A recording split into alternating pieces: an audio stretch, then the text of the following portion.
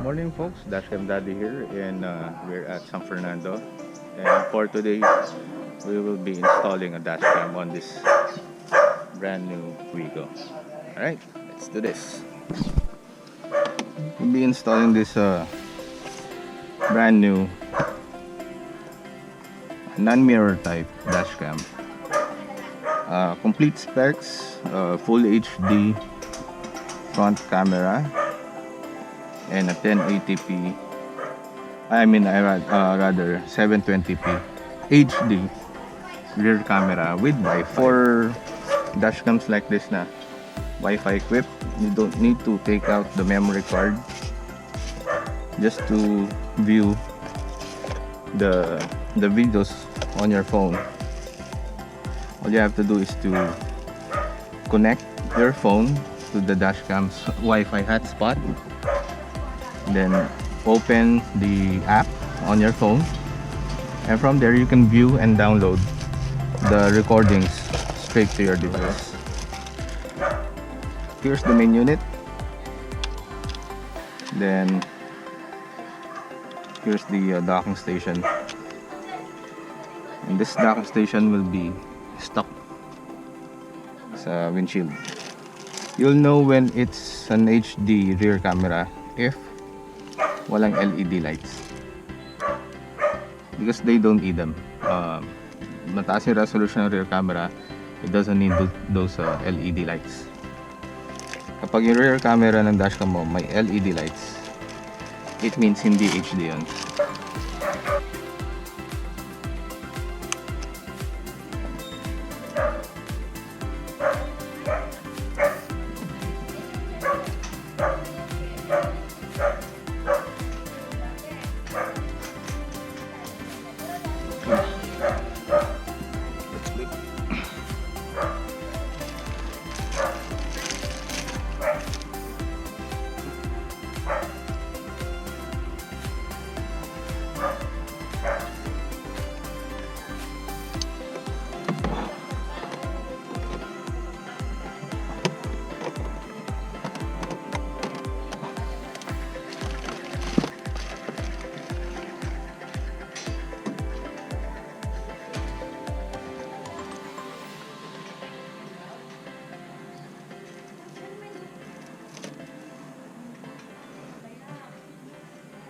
Okay, before we proceed,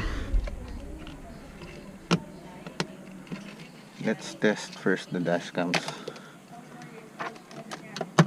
functionality.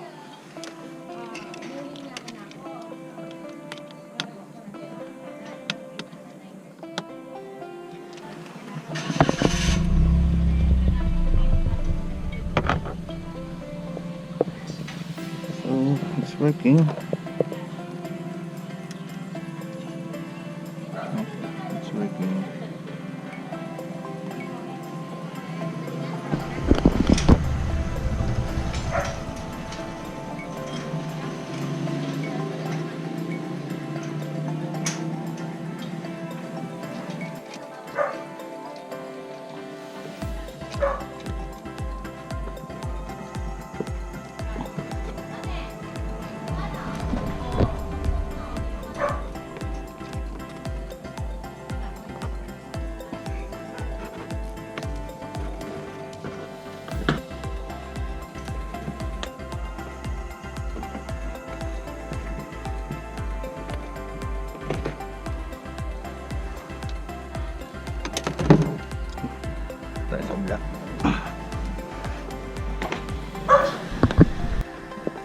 Tuck this in just like that, pull it a bit and then tidy it up there.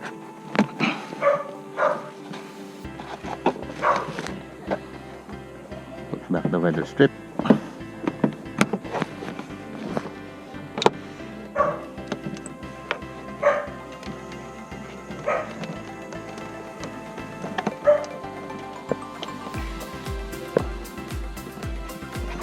There.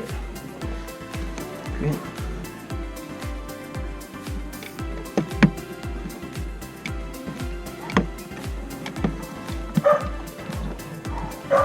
one, just tuck it under the carpet.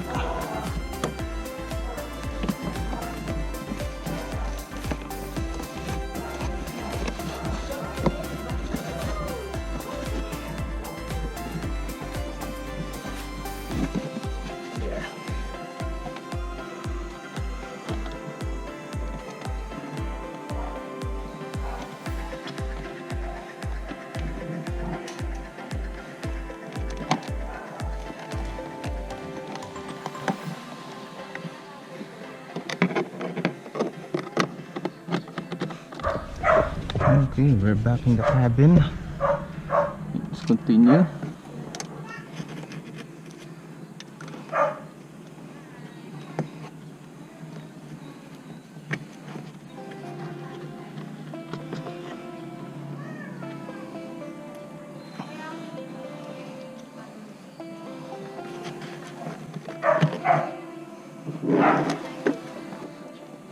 Just a bit.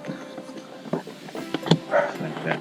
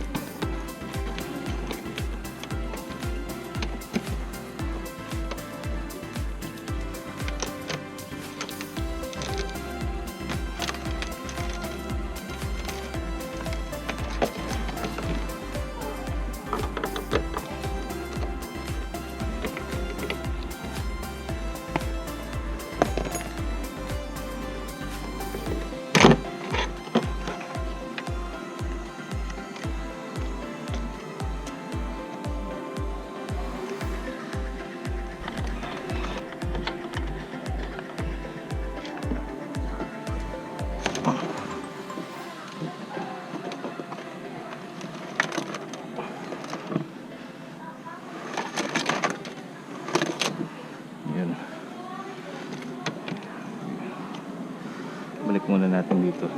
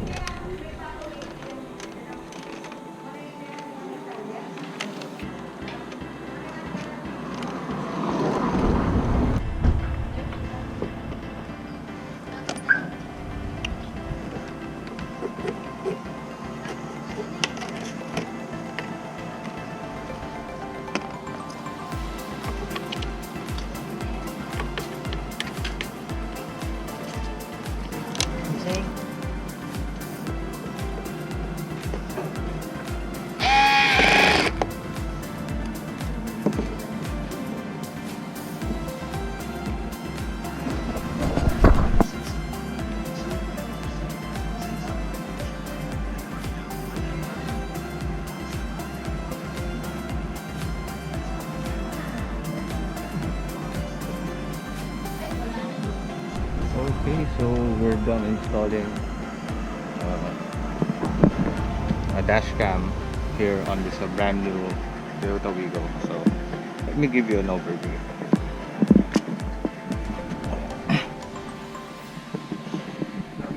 Okay, so let's start the car.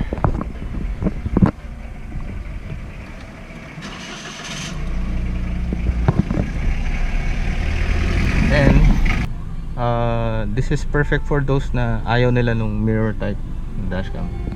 So ayan siya. Okay, so let's try to switch. So yun yung harap, ayan yung likod. Okay, and if you're wondering paano gumapang yung cables, kasi as you can see walang cables na nakalabas. So ayun, dito lang sa headliner, sinuksak lang dyan. So yung sa power, papunta siya sa passenger side, dumaan sa pillar, bumaba doon, gumapang sa ilalim, papunta dito. Yung naman rear camera, ganun din, gumapang dito sa headliner. Pero instead na bumaba, dumiretso siya sa likod, hanggang likod. So tignan natin.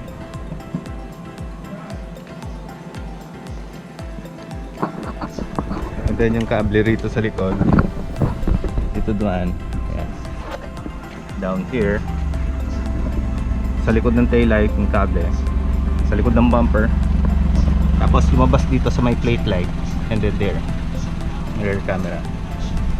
Alright, and again, this dashcam comes with it's Wi-Fi equipped, so you don't have to take out the memory card to download the files down to your phone. All you have to do is turn on the Wi-Fi of the dashcam, connect your phone to the dashcam's Wi-Fi hotspot, open the app. The app can be downloaded sa Play Store and sa Apple, sa iOS, meron din siya. And then once you open the app, you can play, view, and download the recordings straight to your phone. One good thing about this dashcam is when you play it within the app, the recordings, at the top portion of your screen will be the video, and then at the lower half of the video you will find a map na makikita nyo kung saan nag-travel yung sasakyan during the time of the recording. So it doesn't only give you the location, but you can also see where the vehicle has been. Para siyang map na may guhit. Doon sa guhit na yon, nandun yung sasakyan na yon during that recording. Okay, very premium dashcam for a very competitive price, very affordable. Right, and again, this is Dashcam Daddy coming at you here at San Fernando, Pampanga. Keep safe always, folks, and bye bye. Oh, and something I forgot to show earlier on this particular dashcam, you can actually pull this down. There, docking station stays, unit can be pulled down. Memory card nasa taas, ayan. And so just in case you want to upgrade your memory card, by the way, this can hold up to 64 gig of data. Bigger than that, 64 gig, it won't be able to recognize the memory card, so just beware.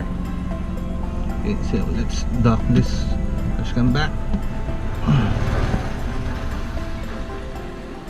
There. Right. Once again, this is Dashcam Daddy, and keep safe always. Bye.